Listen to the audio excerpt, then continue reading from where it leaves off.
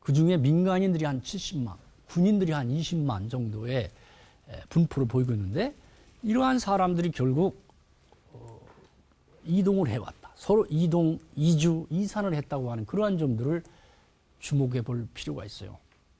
물론 일본에 사는 조선인들 중에는 대개 사는 것들이 농마주의를 한다든지 광산의 노동자로 일한다든지 공장에 일한다든지 이러한 사람들, 그러한 사람들 집단으로 거주하는 경우가 많아요. 자발적으로 건너간 사람들은 대개 일본인들이 잘 살지 않는 하천 부지라든지 그러니까 고수분지, 우리가 둔치라고 하는 곳이죠.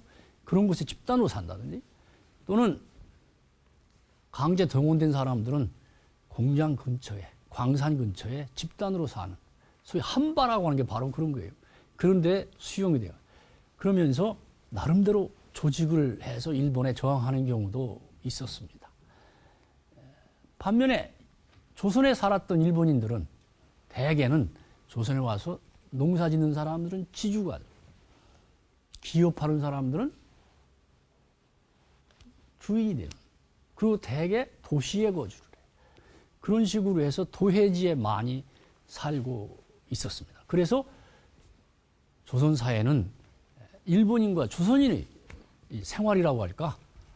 이런 것들이 서로 극명하게 대조를 이루게 돼서 소위 이중구조 현상을 보여주고 있었습니다. 이러한 속에서 조선인과 일본인들의 갈등이라고 할까? 이런 것들이 상당히 심했었는데 그러한 속에서도 어떻게 보면은 인간적 교류라고 할까? 이런 것들도 조금씩은 나타나는 경우도 있었습니다. 예를 들면은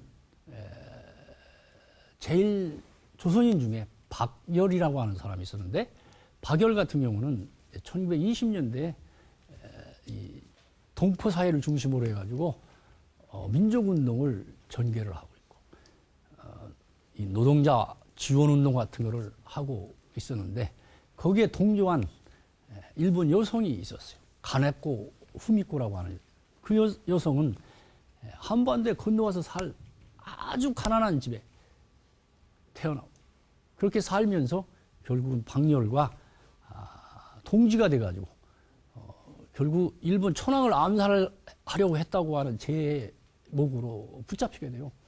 감옥에 갇혀서 둘이 결혼도 하게 되는데 그런 속에서 소위 함께 동지로서 싸웠던 경우도 있습니다. 물론 가네코 후미코는 나중에 옥사를 하게 되고 박열은 해방 후 추록해가지고 남한에 들어와서 살다가 또 일본에서 민단운동도 하고 그런 경우도 있습니다. 그런 것도 있었고 조선에 살았던 일본인 중에는 조선인들의 처지를 동정하고 그들과 공감하고 어떻게 보면은 연대하려고 하는 사람도 몇 사람은 있었습니다. 예를 들면 지금 마무리 공동묘지에 가면 일본이 묘가 하나가 있는데 아사카와 타쿠미라는 사람이에요.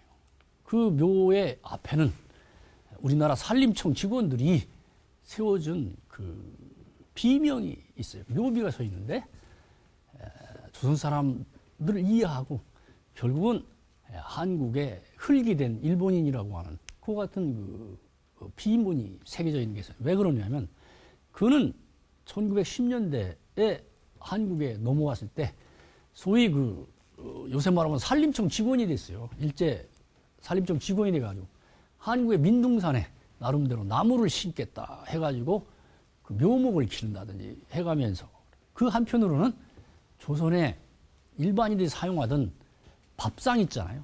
소반이라고 하는데 밥상의 아름다움이라든지 밥그릇, 도자기 같은 그런 것 아름다움에 끌려가지고 그걸 수집하는 그러면서 조선인들과 어울려요. 퇴근하면은 조선 옷으로 갈아입고 조선 말을 하고 조선인들과 같이 어울려요. 그러다가 나중에 죽게 되는데 급서하게 되는데 죽었을 때 조선인들이 상여를 메고 그 사람의 장례를 치러주는 그런 경우도 있었어요. 그 공로라고 할까 이런 것들을 잊지 않는 그러한 의미에서 이 망우리에 묘가 만들어지는 그러한 경우도 있었습니다. 그렇지만 전체적으로 봤을 때는 일본의 식민지 지배라고 하는 것들은 세계에서 예를 찾아볼 어려울 정도로 철저한 동화 그리고 동원, 수탈 이와 같은 것으로 점철되었다고 해도 과언이 아닙니다. 지금까지 근대에 들어와서 일본의 식민지 지배와 그들의 식민지 동원이라고 할까 이런 점들을 살펴봤습니다.